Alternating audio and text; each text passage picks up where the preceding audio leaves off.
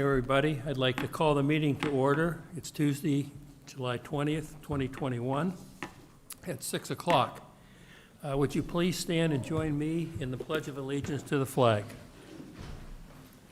I pledge allegiance to the flag of the United States of America and to the republic for which it stands, one nation, indivisible, with liberty and justice for all.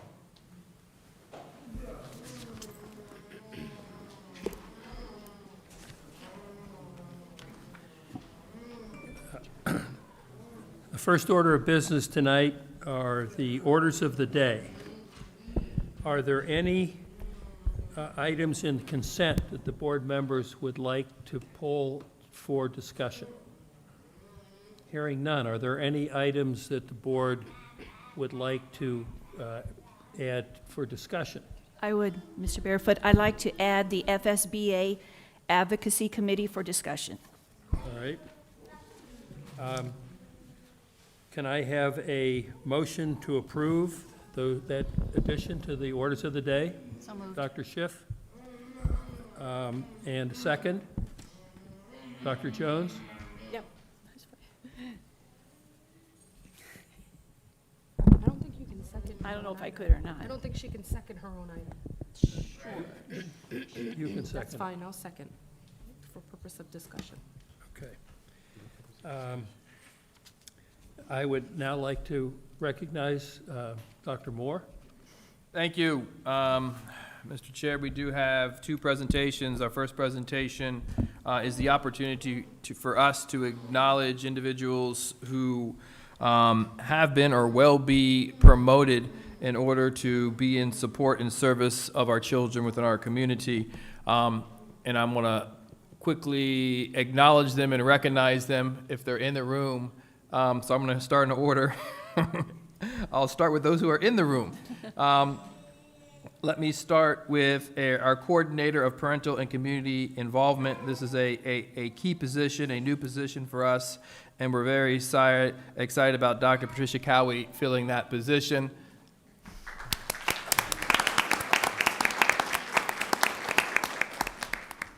New coordinator of mental health services, Ms. Shannon Bass.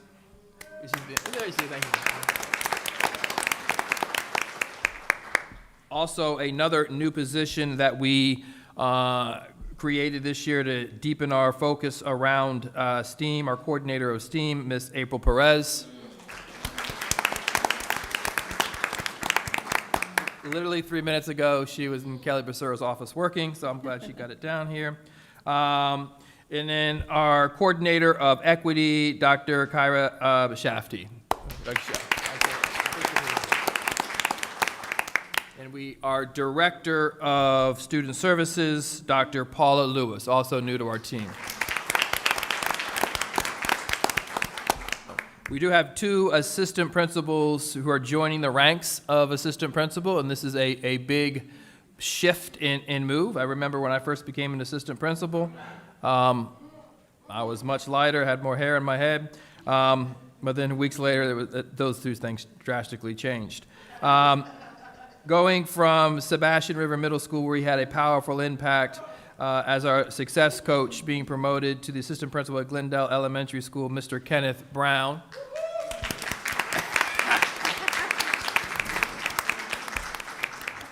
And his brother is going well, when he comes in, with the pleasure of the board, we will acknowledge him. And then moving from Vero Beach Elementary School as an instructional coach to Indian River Academy, Ms. Jay Norwood.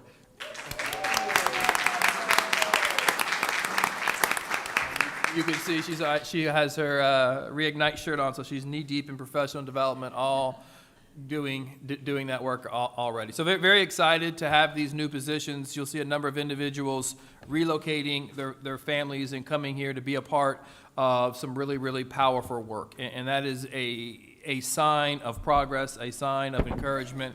Very excited to bring into the ranks extreme quality, hardworking, dedicated employees really to put their shoulder to this work. So very excited to recruit a quality staff to be in service of our children. Very excited to acknowledge these individuals, and the expectation is high. So looking forward to the work.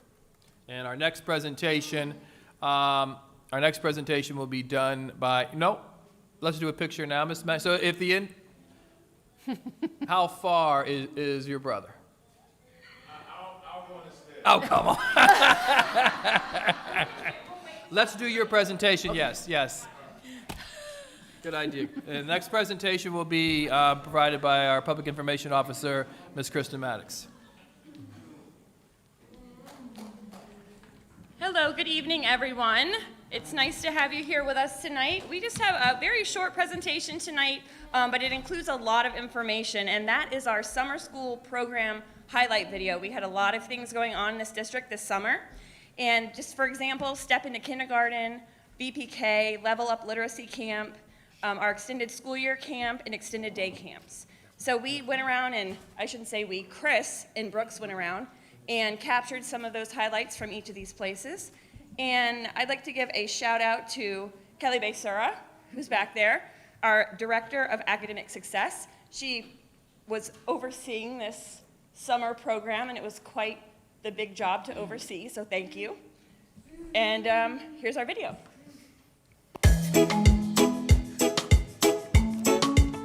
This summer, students were able to illuminate their learning through a variety of educational camps and programs during Illuminate 2021. Here are just a few of the many programs offered this summer.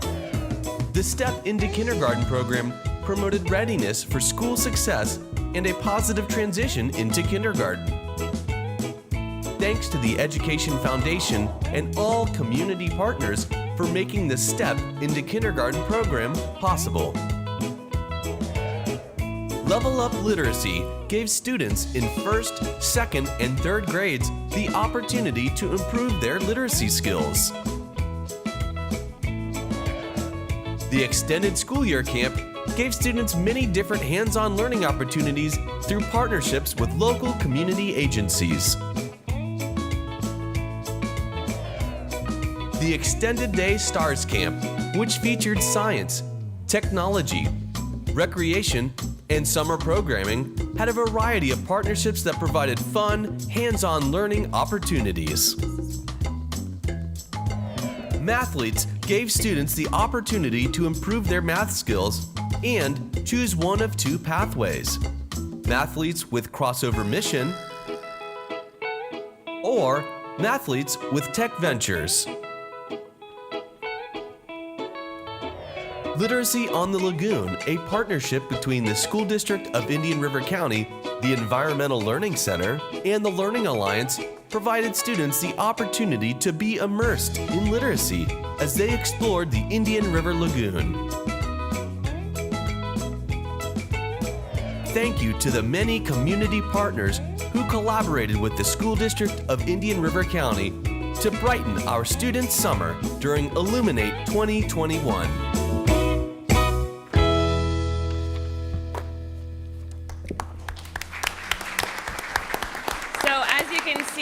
Our summer camps are different than they have been in the past, different from what we remembered. They're engaging, they're hands-on. Kids are building robots and all sorts of things, and it's not like our summer camps. It's not like when we ran laps for PE so we didn't have to sweat during the year. This is really hands-on, and the kids love it. So, Dr. Moore, that's all we have. And just to add on to that, as a reminder, we tripled the number of students that had the opportunity to participate in summer programming. So as you saw, the highlights of those particular programs drastically increased, and increased as a result of partnership and individuals stepping up and willing to serve and support to expand that opportunity. So initially we were concerned, are we going to be able to hire enough summer school teachers, which was one of Ms. Becerra's concerns. We were able to do so where other districts continue to struggle to find staff. So just a great partnership on behalf of teachers willing to give up pieces of their summer to come in and provide that quality instruction. Partnerships, whether it be Crossover Mission, Learning Alliance, just absolutely outstanding progress, and we're looking forward to leveraging that as we go into the new school year. And now we have had the arrival of Mr. Kenneth Brown, our new assistant principal. at Glendale Elementary. So now that all of our recent appointees, if we could please come down front for a picture with the board, we greatly appreciate it. And Kristen, take over and let you get through. Sorry.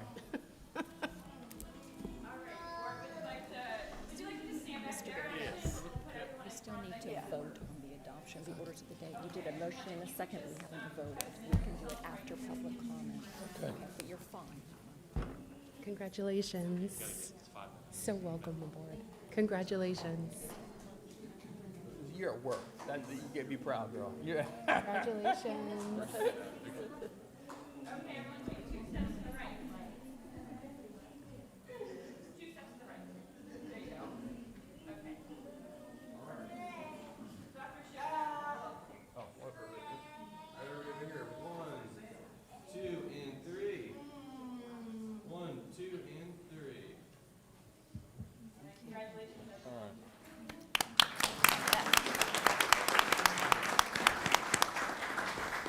Once again, congratulations, and I hope your respective families are all taking you out to eat right now.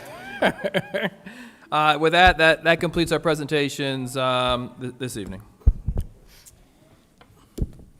All right. Next order of business is citizen input, and I neglected to introduce Mrs. Berenborg, who's on Teams.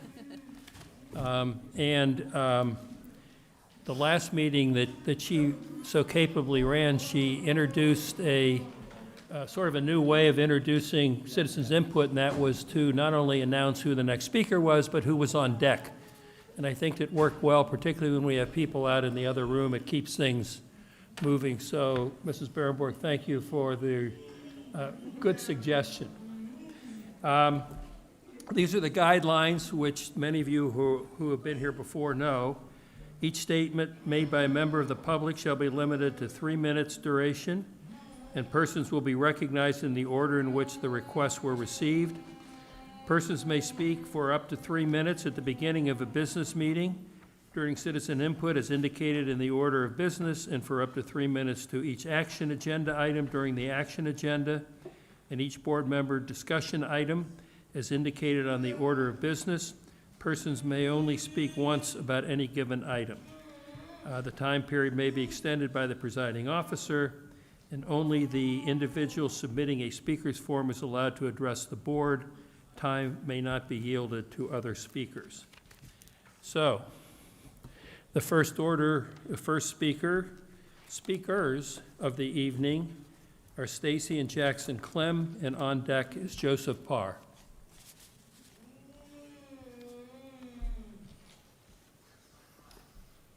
Can I take this off so I can put it by his device? Okay, so Jackson has cerebral palsy, so I'm going to support his arm, but I'm not speaking for him. And you can see that he is very vocal. All right, what do you say? Good evening. My name is Jackson. My name is Jackson.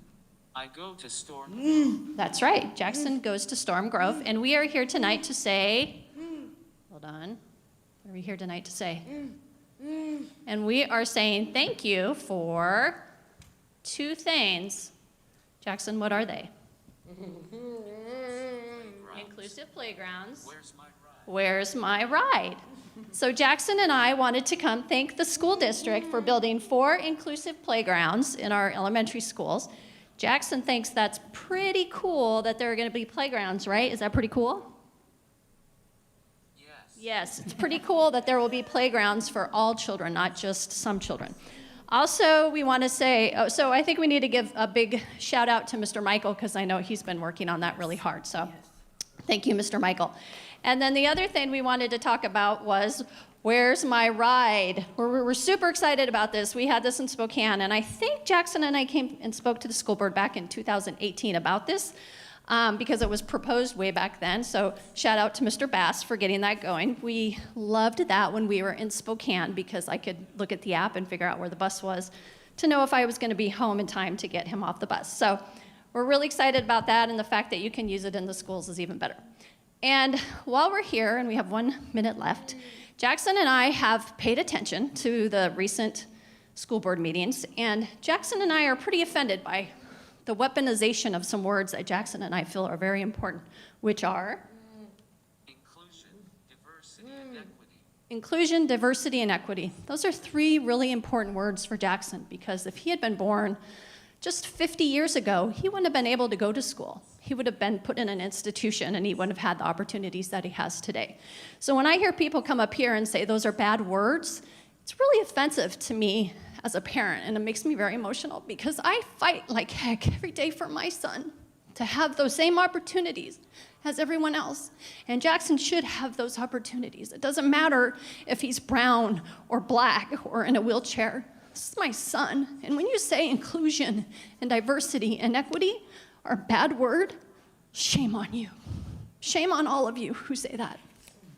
Thank you. Thank you. Thank you.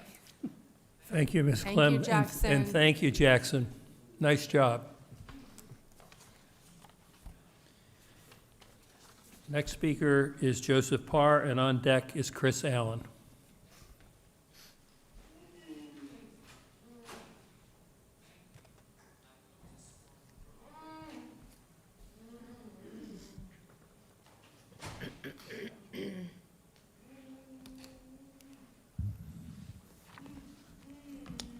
Good evening. So this may be my last speech to the board for a while. I'll be going back up to Stetson soon. So with it being budget season, I think there are important questions that we should all address. There's been some online chatter about it and such, but we should be asking questions like, what voices should we listen to? Should we listen to groups like Moms for Liberty or Freedom Works? Well, let's look at what they actually are. Moms for Liberty are under the umbrella of Parents Defending Education. Now, Parents Defending Education is an organization that is getting funding from the Koch family. Freedom Works was founded out of the Koch-founded Citizens for a Sound Economy organization. Now, personally, I would be fine with this if the Koch family was actually for improving public education.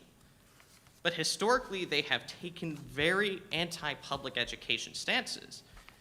So it would be against the interests of our school district to craft policy, especially the budget, based entirely on what they say.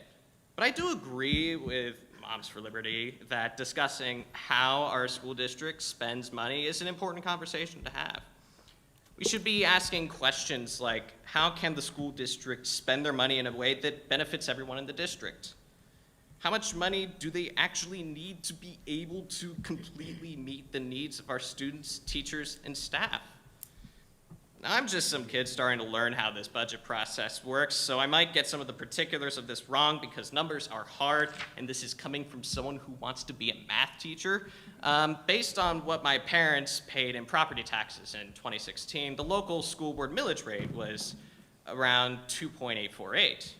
Now, if you apply the consumer price index to this millage, in 2019, the millage should have been around 3.04. Instead, it went down to 2.748. So while this may be an overly simple metric, but by this metric, it looks like our district is being underfunded. And if we can't raise the rate in any meaningful way, it definitely makes sense to receive help from the Education Foundation, an organization whose executive director, Mr. Heron, was my government teacher and is a really good overall person. The overarching question that we should be answering to the best of our abilities is, how do we achieve the school district's mission, which is transforming education and empower all students to maximize their full potential? And it seems impossible to achieve that when you're expected to do more and more with less and less.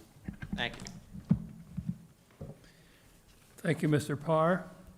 Next speaker is Chris Allen, followed by Lamar Norca-Giacomo.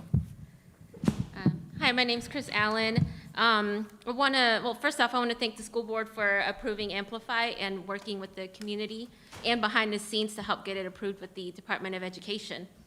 And I did want to point out some things. I emailed Mr. Meyer and the school board about some things people found online. And I know you guys have said, that we don't have to worry about online resources. And I wanted to get like a quote or a policy or anything that we could, give to our members to quell their fears. Specifically, people pointed out Amplify Education on Facebook posted during Education Week. It says, quote, has compiled helpful resources for teachers to talk to students about police killings and racism.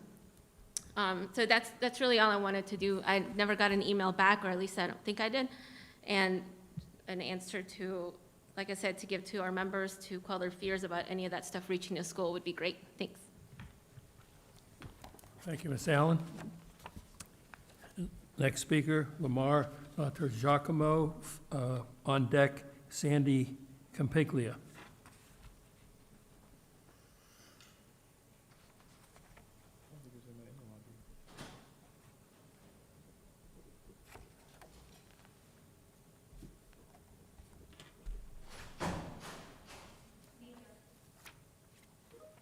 All right.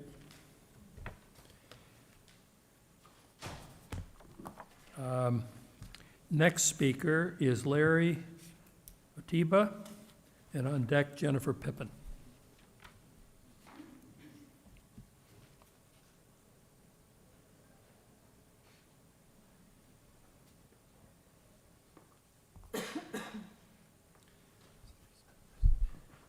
Well, Ms. Pippin, why don't you, if he comes, we'll plug him in. Good evening. My name is Jennifer Pippin. I'm one of the admins for We the People of Indian River County and the chairman for Moms for Liberty, Indian River County, Florida. And I first off wanted to say thank you again for still making masks optional for the next school year on buses and in classrooms. We really do appreciate this because last time this year, Dr. Moore and I were exchanging many phone calls and emails over the phone, and we thought that, maybe 4 weeks in, 6 weeks in, we would be able to do mask optional. So I do thank you for that. And also for making vaccines optional as well. I do have a couple concerns, though, about the reopening plan coming into this school year and having different rules for vaccinated children versus unvaccinated children. First of all, we are no longer under a state of emergency. So legally, you cannot use the health department as a third party and give their information, our children's information, to contact, trace, and quarantine children. That's the first thing. Second thing, I know Representative Grohl, who is so gracious in coming for the superintendent's workshop, was talking about the parental rights bill that is now a law. And I just wanted to reiterate that we are in charge of our minor child's education and health care. That includes quarantining, contact tracing, masking, and vaccinating our children. And I also wanted to let you know that Governor DeSantis has a vaccine law as well. It says they may not require students or residents to provide any documentation certifying COVID-19 vaccination or post-infection recovery, and it goes on and on and on. If you are not going to be asking children or your staff their vaccine history, how are you able to quarantine some people due to contact tracing and infection rate versus not? Okay, if you're not asking people, let's say, for example, everybody in this room's in a classroom and I test positive for COVID-19. You cannot legally ask anybody here, and if you're saying you're not going to ask the students, how are you going to know as a school district who you legally can quarantine and contact trace or not if you, A, legally can't ask them and say you're not going to ask them, and B, implement this policy? So that's my question to you. I asked Dr. Moore. He asked me to reach out to the Department of Health. I called at the state level. They said, Mrs. Pippin, you are absolutely correct. The health department is a third party. They cannot contact, trace, and quarantine healthy children. Last year, we quarantined over 3,000 students in this school district. My daughter was quarantined twice, 4 weeks out of the school year last year. I want to know how many of those children, if they were tested positive for COVID-19? The answer is 0. Thank you for your time. Thank you, Mrs. Pippin. Next speaker is Louis Costanza, and on deck is Christy Mulatto.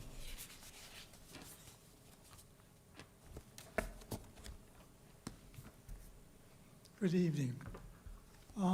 With all the talk and controversy going on today about critical race theory, I wanted to ask what the district's position is on that, if that is incorporated into the curriculum, or if any components similar to it are incorporated into the curriculum. So that was my first question. I don't know if anybody can answer that that's currently on the board. We're not in the habit of. Yeah, we don't normally respond directly to speaker. At the end of public citizen input, Dr. Moore or one of us can address some of the questions or points made. Okay, I'm sorry, I didn't realize that. Well, I only had one more question, and that is, what is the goal of the School Equity Committee? Thank you. Thank you, Mr. Costanza.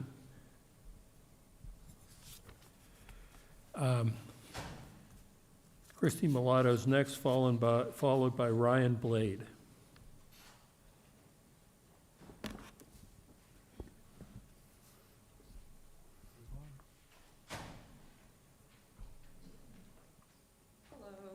I wasn't planning on coming tonight, but here I am. I was really disappointed with the superintendent meeting and how politically driven it was, and how some of you are involved with Erin Grahl, which I don't have anything against Erin Grahl. I grew up with a family here, but she's a political party. She has no business here. Her kids don't even attend a public school.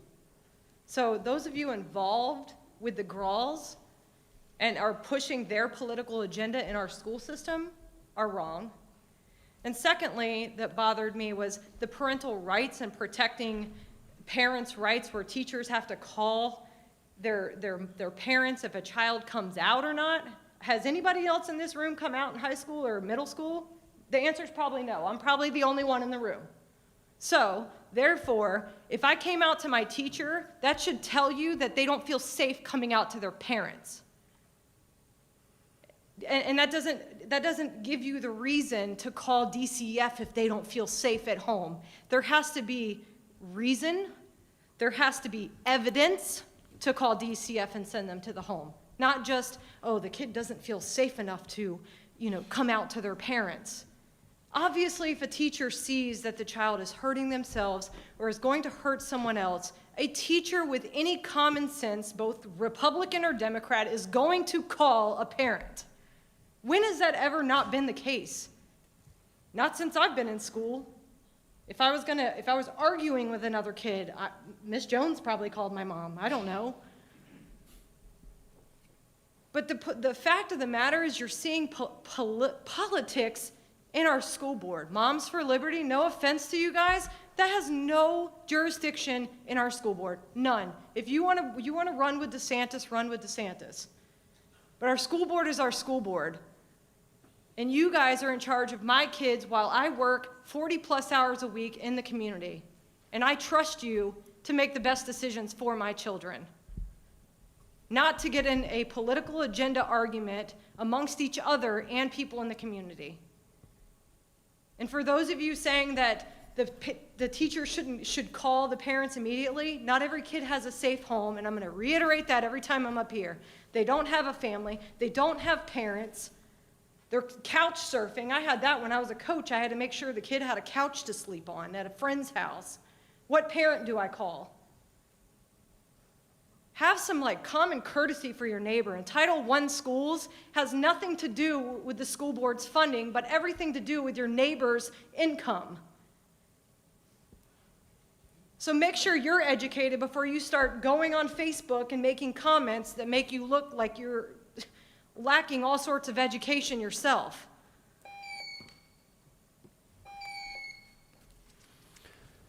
Thank you, Ms. Mulatto.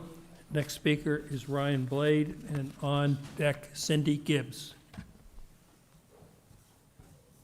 My name is Ryan Blade. I'm a resident of the city of Sebastian. Granted, yes, I am bothered politically. I'm just going to briefly say thank you for selecting the Amplified curriculum. However, after hearing some of the folks for public input, granted, yes, I did not grow up around here. I've only lived here for 3 years.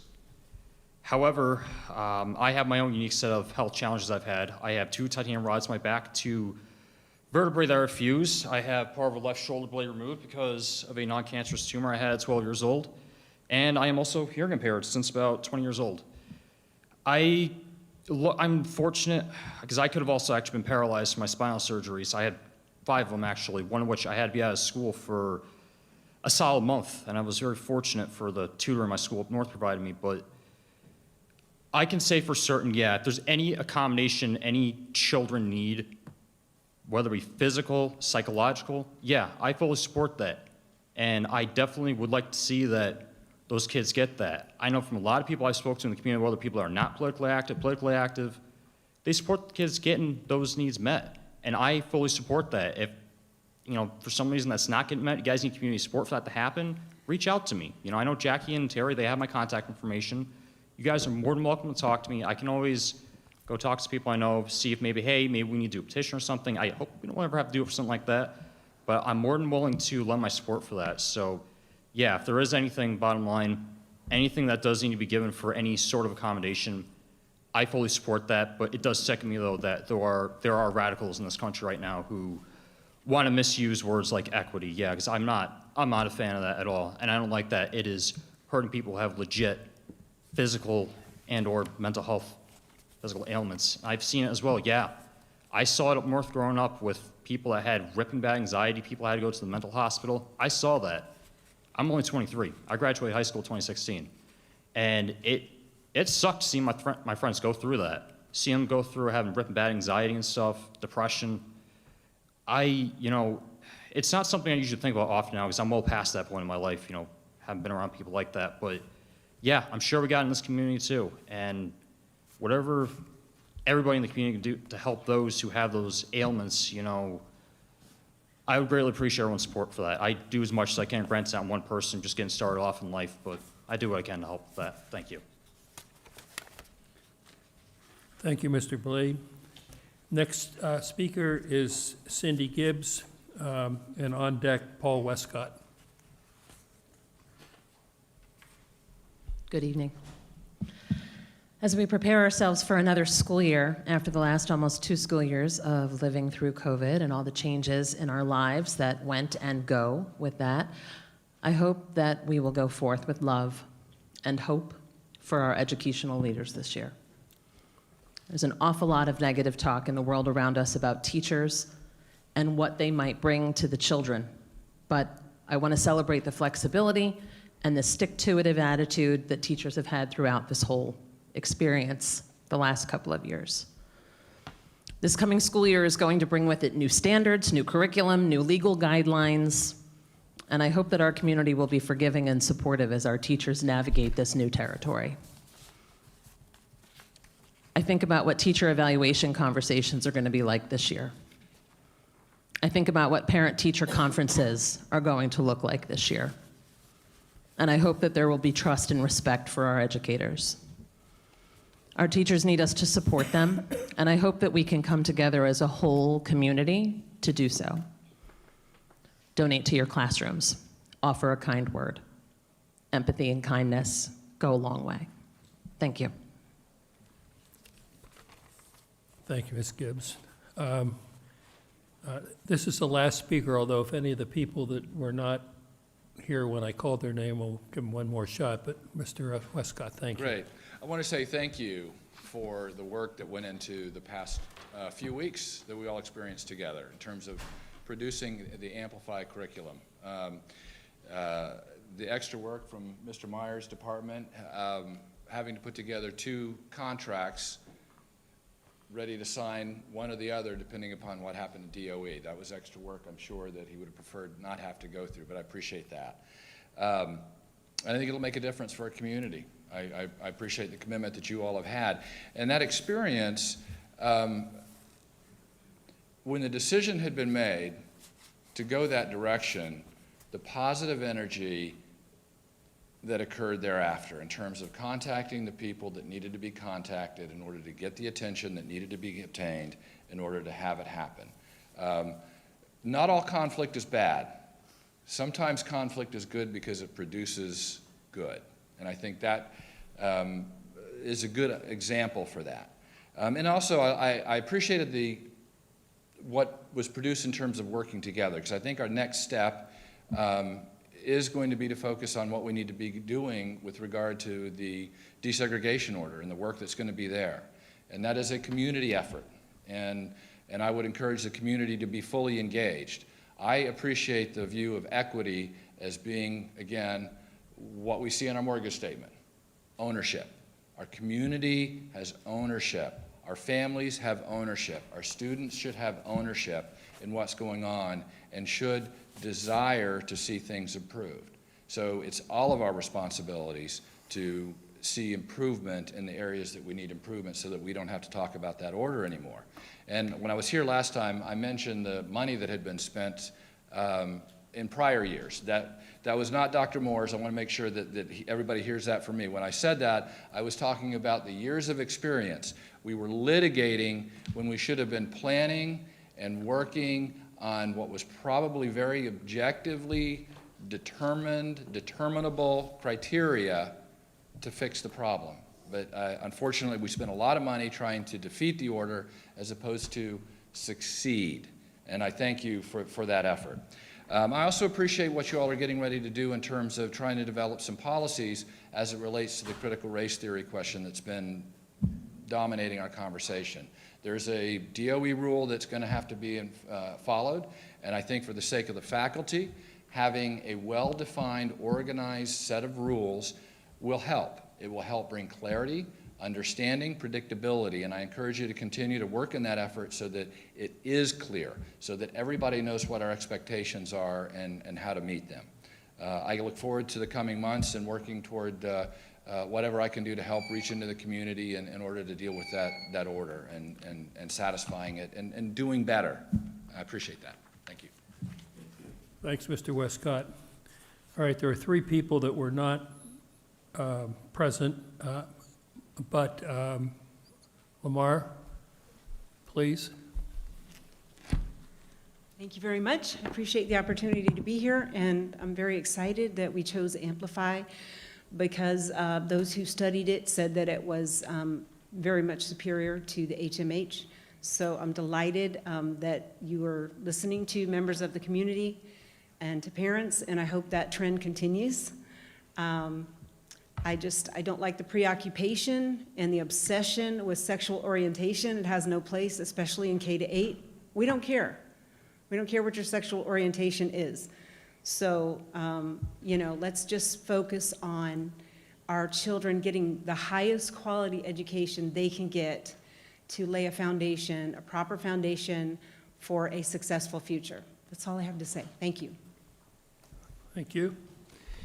All right, is Sandy Campiglia here, or I guess not, and Larry Otiba?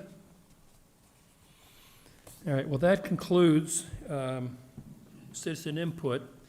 I made a couple of notes in response to questions that were asked. First of all, and I'm sure Mr. Fagan will correct me if I'm wrong, I think Mr. Parr suggested that the school district was being underfunded because the millage rate dropped. The fact of the matter is there's two components, one of which is the millage rate, the other is the cumulative value of the real estate. And in fact, even though the millage may go down, if the value of the real estate in the county goes up, even this year, the millage rate that's been discussed and will be proposed presumably stays the same, but the value of the properties is up by $1 billion. So the result will be an increase in the amount of funding the school district gets. But I just want to make sure that people realize that there's two pieces that determine funding. One is the millage, but the other is the value of the property at which that multiplier is applied. The second question, I'll turn it over to Dr. Moore, which was, I think, Mr. Catanza's question about the equity committee role and CRT in the curriculum. Thank you, Mr. Chair. And I do have a few responses or clarifying statements, and then we can move on with the rest of the meeting. Ms. Allen, we do teach the standards. There is no critical race theory in the Florida standards.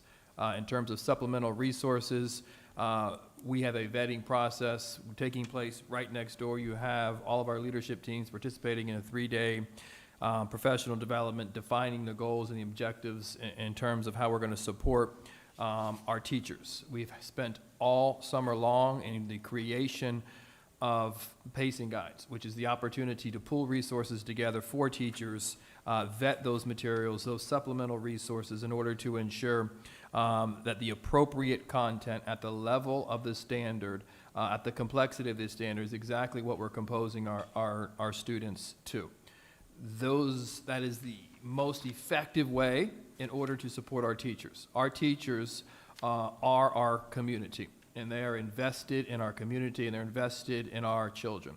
It's the responsibility of the district to make their job, one of the most complex jobs there is, as easy as possible by giving them the most effective, meaningful content and strategies and supplemental resources all in one place where they could provide that instruction aligned to that content in which they're responsible for teaching. And Mr. Meyer can summarize that and provide that information to you. In terms of vaccinated versus non-vaccinated, in terms of the school system stance, there's no different reaction. We're not doing one for some and some for the other. Matter of fact, that is the realm of the health department, not for the school system. And I think we've navigated that, and I continue to say, this was the school board in the state of Florida that took on the health department under an item in which Board Member Barrenborg brought to consider, is there any legal ramifications or action that we as a school board to take in order to stop that quarantining? We've made tremendous strides as we closed out the school year over the summer. We continue to make tremendous strides. We are in the process of updating that process to maximize the amount of time that students are in school. And we will kick out a campaign in which attendance matters. And we will continue to follow the appropriate protocols to take every precaution. If a student feels sick, yeah, please stay home. Do the appropriate hygiene in terms of coughing in your hand, the washing of hands, providing the one-way hallways. All of those safety protocols continue to be in place. In the quarantining, the health department will be the ones that ask, are you vaccinated or are you not vaccinated? Not the business of the school system. And we're going to continue to work with the health department in order to ensure that we get that done in the most effective way. The quarantine children, that statement was true up and probably to about February or early March. We did have students who were quarantined who did get COVID. So that was that started happening later in the year. I think I answered that young man's question. Critical race theory is not part of Florida standards. It's not something we as a system teach in our schools. And it goes back to the response that I gave. In terms of the Equity Committee, that is a federally required committee established by a federal judge in our desire to seek unitary status through the creation and agreement of a joint plan that we are currently operating in partnership with the NAACP. The information regarding the conversation today around parental rights was the initial conversation to seek clarity and understanding from this board through a maker of our Parental Bill of Rights. And it is an ongoing conversation and dialogue in which we will invest with teachers, with the appropriate staff to ensure our teachers, our parents, our staff feel empowered with the knowledge they need to have in order to be successful of supporting children dependent upon what their role is. The majority of that law is already in place. We will be pushing out a revised or updated Parental Bill of Rights that we have in place. We will help parents navigate this school system which is hard and complex, and we need to ensure that we, as a school system, are supporting parents and the raising of their children, while at the same time ensuring each of our faculties and staff feel safe, they feel secure, they understand their roles and responsibility as a district, and we're going to continue to make sure that is, in fact, what we create. And those were the comments. I think that summarizes things that were said. All right. Does any other board member want to comment or respond to any of the speakers? I would just like Dr. Moore to continue on that discussion of parental rights. If you could please reiterate the processes and the policies that we have in place in terms of if something detrimental occurs with a student or there is a concern about a student at home, what are the processes that our staff members, all of our employees have to take?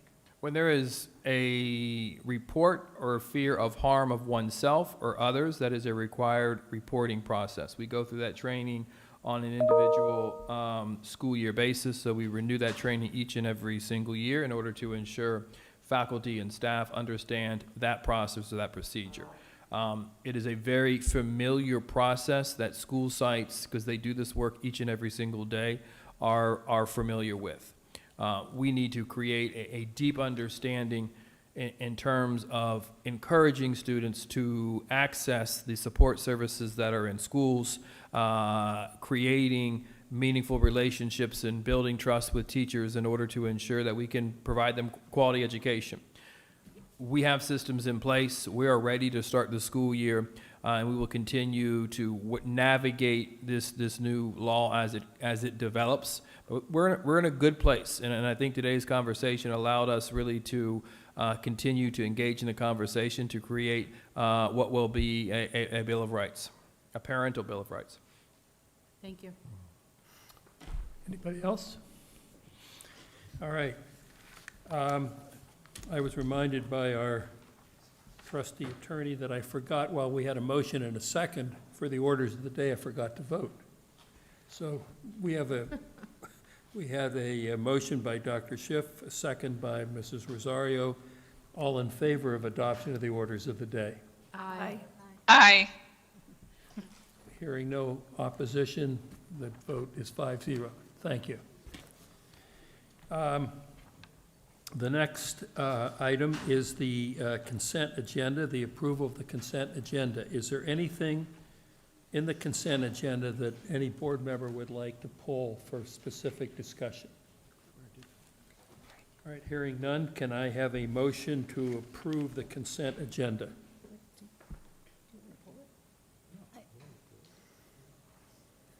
I thought we already did that. We already did that. We already did the poll, we already. Did the whole thing already. We did that, we did that. Why is it, it's not in the same order? All right.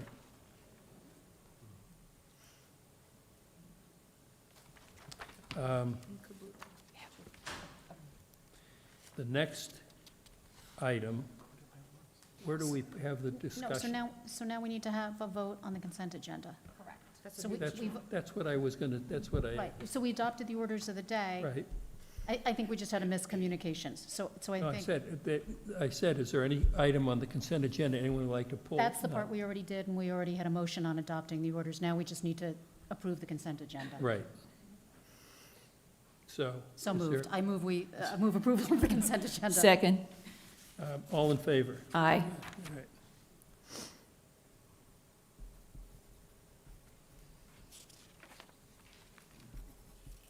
All right.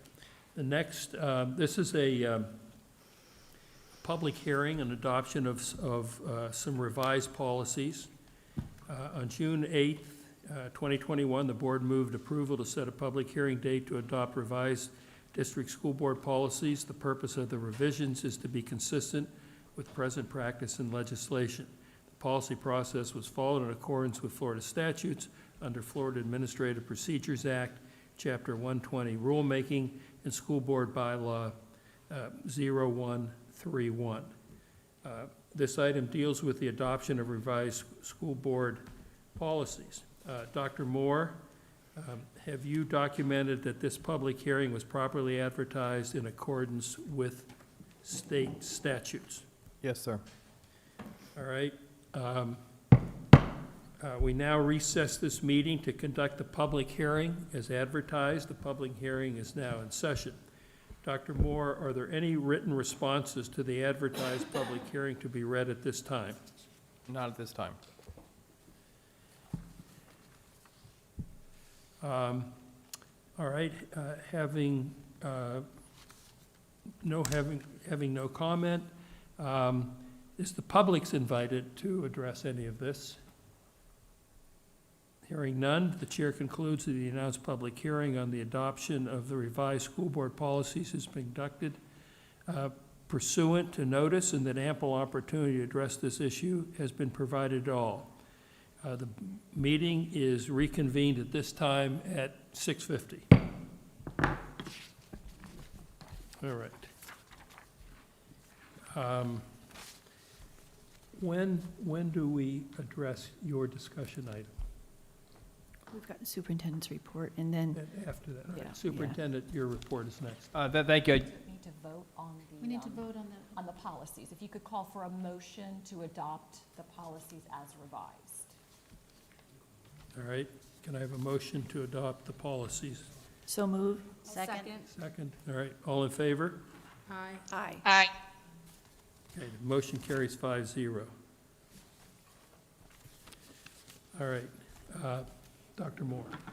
Thank you, Mr. Chair. I would encourage all of our listeners, if you hadn't had the opportunity, to take the time to listen to our board workshop this afternoon, the opportunity to listen to Mr. Fagan present some highlights of our budget, and our board members to ask questions, very meaningful information and great dialogue regarding a budget that has been very specifically designed to support our district strategic plan and the progress that we are making as we get prepared for the opening of schools. I will say, we will meet again in a week, but we are in the process of preparing for the opening of schools. I've just mentioned we're having a 3-day professional development series for our leadership teams of each of our schools. If you haven't had the opportunity to get over there yet, tomorrow is the last day. I would encourage board members to swing on by from 8 to 3 at Storm Grove Middle School to see the energy, the excitement, and the level of focus that's taking place with each of those school leadership teams. Professional development has been the key. I think it's, Ms. Dampier, 54, the number of hours, I think it's 54 hours of development for our administrators over the summer, which is a great deal of development. As it relates to the new curriculum, Ms. Basura and her team has been busy at work. We actually took a picture of the parking lot on the roof. I think it was Sam, he's not here. We had him go get on the roof because was not one parking lot space available because of the number of teachers that were here with their sleeves rolled up, preparing these pacing guides, which I just referenced, in order to ensure our teachers have those resources. We continue to look at COVID and our opening of schools. I think I addressed some of the criteria that we have in place to ensure that we are ready and prepared for that, our opening of schools. The window had closed for our families who wanted to participate in the virtual school. We had very limited participation in that. Matter of fact, the number is the same as it was pre-pandemic. Our principals continue to be available, and I would just encourage every Friday for the next 3 weeks, we'll continue to have Facebook Live. That is going to be a one-stop shop for everything parents and families would need for the opening of schools, and continue to visit our website for information. We need parents at the orientation and the opening of schools. Our 9th graders are having for the first time a required back-to-school session. This is going to cover everything that a parent needs to know as they navigate the 9th grade experience, the courses they would take, the scholarship opportunities that are available, the GPA requirements, the scholarship requirements. There's a great deal of information that we're front-loading for our families as we prepare for the opening of schools. And that is our update today. All right, thank you. Now we move to discussion. And Dr. Jones, you... Yes. We all received an email from Nancy Esplin about July 7th from the FSBA, and it talked about boards selecting their advocacy, previously called legislative representatives, and alternate for 21-22 school year. Talked to Dr. Moore about that. I don't know how it's been done before, but I would be interested in being a representative, and just wanted to let the board know. Dr. Schiff, Yeah, yes. one, because when we were at FSBA, I was approached about that by Billy Ann Gay, who is the FSBA person who addresses Right. that. One of my concerns is that it required being at 3 meetings, 3 FSBA meetings over the course of the year, which I may actually, now that I think about it, be confusing with the Board of Directors, because I was going to be on the Board of Directors, and I was concerned that there wasn't really a way to attend those 3 meetings. So I think I take back what I just said. But relevant to that is the obligation of the advocacy representative. We usually attend 1 meeting a year. We may do 2 this year for some of us. But are you clear on what are the obligations of that person? Well, I talked to Billy a little bit about it and was interested, and I know we are supposed to elect a person and an alternate, so yes, I'm interested. I can get more information, but I did talk to Billy a little bit about it. But did she specify what were the meetings at which you were expected to attend and which you had to be in person or virtual? Because I think, I have no problem with you being it, so Right. I'm fine with that. I just don't know what are the obligations of the position. So I would just want to find that out. So, I'm sorry, so are you asking that you want to be the, Well, it says has to be selected by the board. That email that was sent out, am I right, Nancy? but Yeah. are you asking to be that person now? Because I think Dr. Schiff has a point. If we don't understand what the roles are, how could we choose a primary person and then an alternate? Because the alternate would have to know what the responsibilities would need to be for that position. I'm And interested, then- yeah. No, I'm not saying that you're not. I'm just saying that I think we need to know what the responsibilities are of that as well in order for us to move forward in the conversation. I also think, my question though is this something that needs to be filled now? Or is this something that can wait for when we do reorg in November? I believe, Mrs. Gresta, would you know? Oh, there's a deadline date, sorry. Yeah, which I believe is August 8th, which is why Dr. Jones is August bringing 8th. this up Okay. now. Yeah, it was on the Well, we email. don't have the responsibilities, so. Well, but we know Have that we it ever used to had be the anyone there? legislative. Have we ever had? We have not ever had this conversation, so. No, but we've had a legislative representative, and that person is generally who takes, in the past, that was most recently Mrs. Barenborg, before that it was Mrs. Zork. That person is, that role, the title as far as FSBA is concerned is now shifted to advocacy representative rather than legislative. And if we have to make a decision in order to have any voice at all by August 8th, it probably behooves us to make a decision about that, which we can shift if we need to, if we find there are obligations that we can't manage. But if we're going to miss having any voice at all by August 8th by not electing somebody, I think we have to consider that as well. But I think your liaison, the liaison that you're talking about was the liaison that the board chose to be our own liaison, not an FSBA liaison. Mrs. Barenborg wasn't an FSBA liaison. She served as our board liaison. Those are 2 different things, so. Correct, but they would have overlapped. Right, so, well, we don't know because we don't know what the responsibilities are. But the position that I think that Dr. Jones is referring to is it's titled FSBA Advocacy. And it's So- previously called legislative.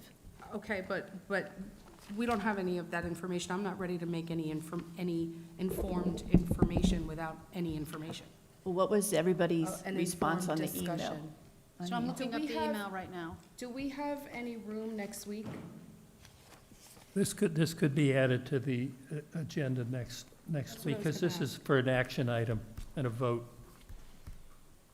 Is there a way, Dr. Moore, that you can fit this in sometime next week so that we can have a chance to look at? If the request is to add it to Tuesday's agenda, which would afford me the opportunity to get some additional info. I did try earlier to get some information, was unsuccessful. But if I give me the time to have all of the information so the board can make the most informed decision possible, and then that's absolutely fine with me. Okay. And we'll be prepared to act on that once we get that information Next Tuesday. next Tuesday. And so the presumption is that we're going to tie it to the budget review in that evening, right? We'll do it right before It or would right be a after separate, that. I mean, I could do a separate item, action It item. can be a Yeah, I'm just separate. trying to consolidate time. And again, Yeah. I just wanted to make sure that whatever happens, we have representation.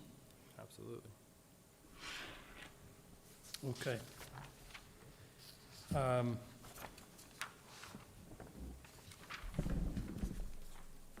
The next item on the agenda is school board matters. Mrs. Berenberg, you've been listening intently. Is there anything that you would, any school board matters you would like to share with us? Sure. I'd like to just say thank you to Mr. Fagan, Mrs. Copeland, and the Finance Department on preparing the budget. That is a huge undertaking, and seeing that it's the largest budget in the county, I think people should be understanding that our history on budget preparing and hasn't been as organized and as exciting to look at as this one, so I appreciate that. I did invite Representative Gall to come today, and the reason why I did is she is the author of the bill. And I thought it was very important for board members to be able to ask any questions they wanted from the author of the actual bill. So I appreciate her coming today, and thank you, board members, for asking any questions you had today. I think helps get clarity on that. Also, congratulations to our new leaders that we had today. It's exciting that we're getting everything in place for next year. And Superintendent, I probably should have asked this earlier, but when you talk at the end of the meeting, would you tell us about how we're doing as far as hiring? Because I haven't seen the latest as far as the numbers go there. And also, I'd just like to give a thank you to Mrs. Clement Jackson for coming tonight. And she's been working really hard on the ESC advocacy group. It meets with the superintendent, and I think part of the reason why some of these things are happening here is because of that group of parents. So I wanted to say thank you to them. Dr. Jones. Thank you.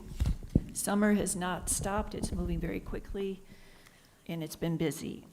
Thank you again to all of our school staff members, our district, all of our parents and community. This was a very, very challenging year, but we made it, and we've got our third grade scores, and hopefully the other scores will come back just as with really good information.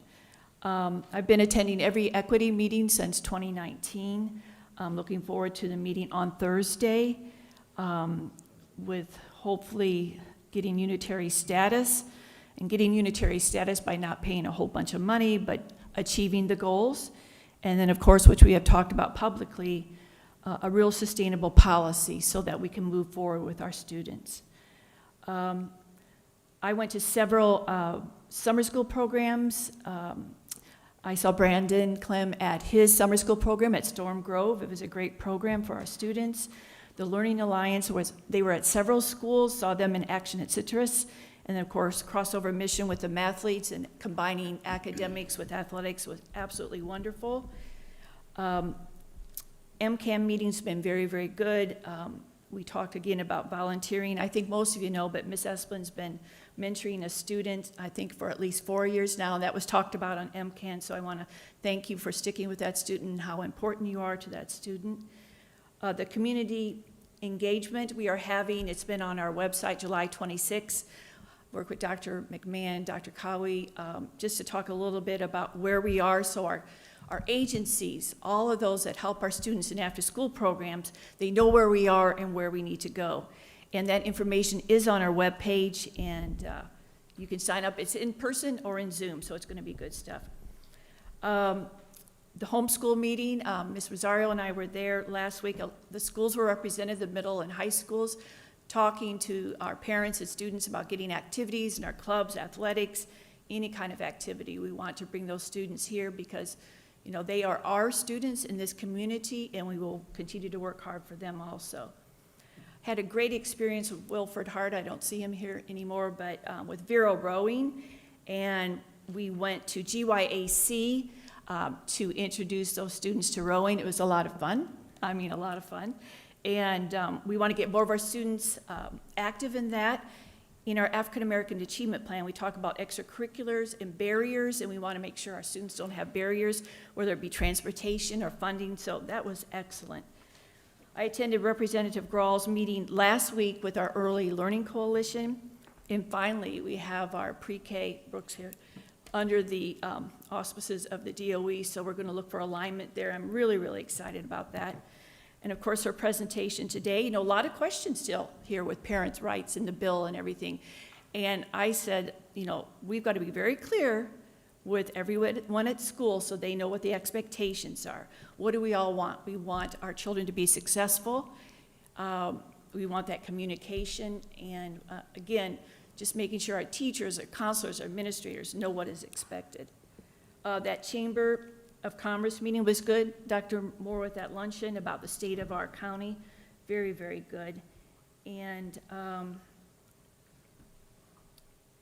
I just think, you know, as we move forward, hopefully into somewhat of a normal year, we hope so, all of us do, that we really keep the business of the board as our priority, our student focus, our teacher support, doing everything that we can for our students, and keeping that connection with our parents, I think is so very important.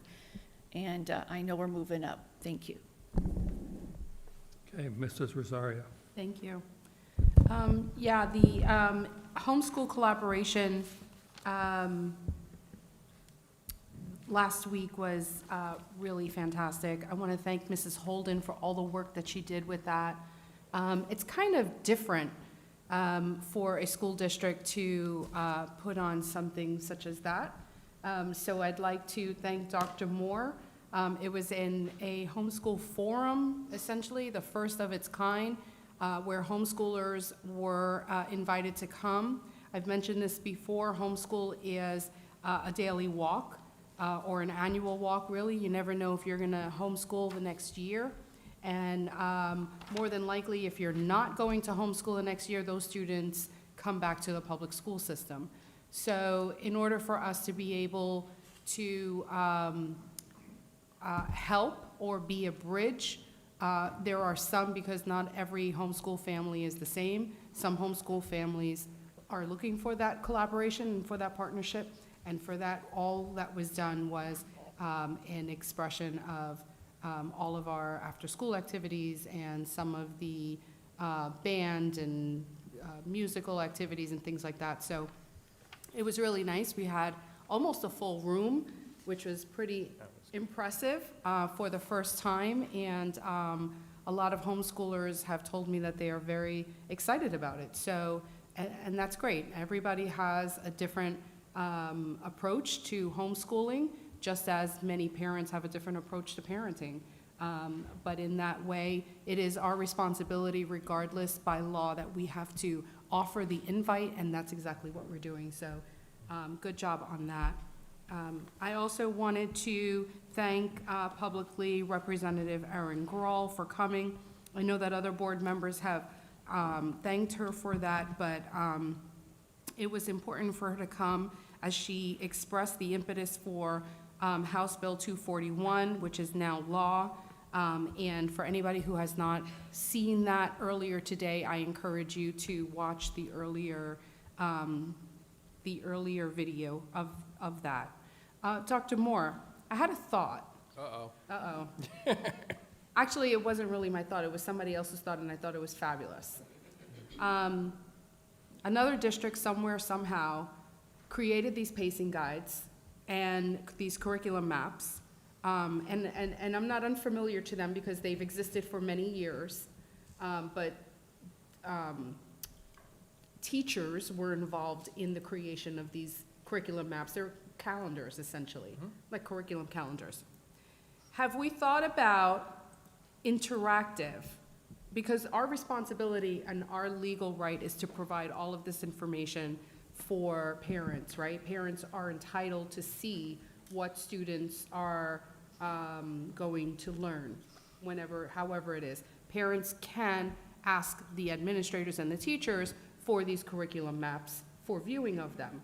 But have we considered creating interactive curriculum maps or interactive pacing guides to post on websites so that on a particular week, something can be clicked documents can open, supplemental materials can open, and they could kind of be available that way? Through the chair, a pacing guide is a one-stop shop, as I mentioned, for the teachers. And it's a very cumbersome document where you're housing the standard, you're housing whether it is a framework or a pacing guide, including the supplemental resources. It's the plethora of all of those particular resources where you pick and choose through the common planning process what exactly that would be. So although it's public information, you request it, absolutely. I've seen it in many districts across the state where you're creating an agenda, where you see what the actual child is being exposed to, whether it be something that's uploaded in the grade book where you can link and you can see it. So there's opportunities to explore what that would be. I don't think the pacing guide may cause more questions because it's like a menu, but you won't, you select on the menu the prime rib, but the teacher is actually doing something different. So Right. there's opportunities really to be transparent in what we're doing in terms of instructing children, but there's other ways of doing that. So just a Yeah. thought. Someone brought it to my attention, and I love the idea.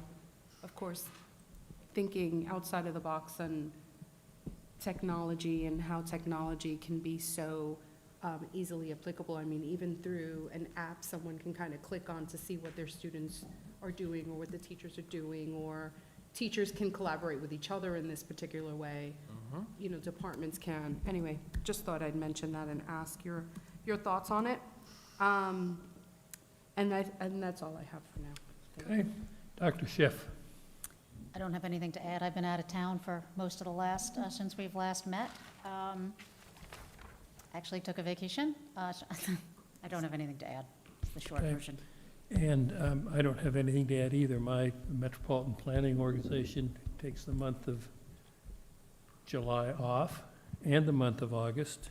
I guess that'll give people that are concerned about the roundabout at 512 and 66, or 510 and 66, I guess, give the state some more time to study it. That was the big item. Dr. Moore. I did have a follow-up from Ms. Barenborg regarding hiring. The date for schools to be fully staffed is not this Friday, but the following Friday. We are in a really, really good place in terms of being ready for all of staff to be filled, 35, 40 positions remaining. 24. Okay, even better from the last update. As I said earlier, Mr. Bass can't go on vacation until we're fully staffed. So we're down to 24.